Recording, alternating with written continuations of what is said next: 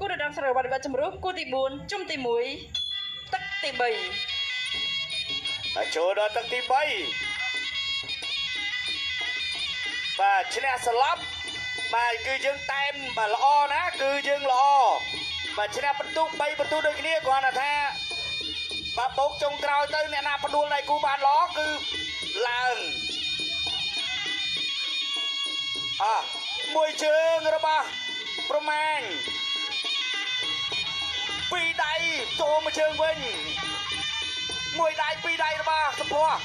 នេះតើលេងហ្នឹងមកប្រាយមកចឹងបើចង់លេងមួយរបស់ប្រមាញមួយដៃចូលចាប់ជង្គង់អូយចាប់បោកកាច់មកថែមមួយជង្គង់របស់ប្រមាញទាត់ទៅទាត់មកចូលចឹងជំនីដូចគ្នាទេទាត់មួយជើងទៀតរបស់ប្រមាញមួយរបស់ណែមួយជើងរបស់ប្រមាញអូធន់ណាស់បាទគីឡូ65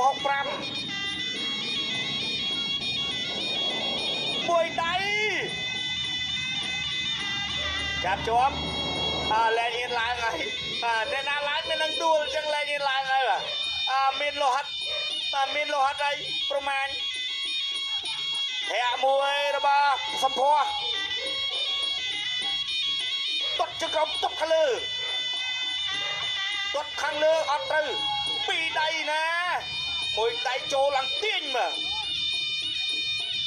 ម្នាក់ទាត់ម្នាក់ចេញដៃសម្ភ័រដើរចូលទៅទៀតទាត់របស់បាត់ដៃមួយជើងទៀតណែម្នាក់វាយលើម្នាក់វាយក្រោមអូឆ្ងាញ់ដូចភេសជ្ជៈបើកម្លាំងវើមួយដៃដើរចូលបោះជង្គង់មួយរបស់ប្រមាណចូលដៃរបស់ប្រមាណ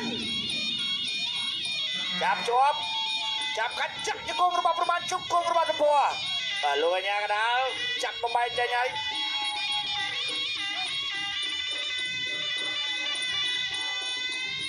ដើរចូល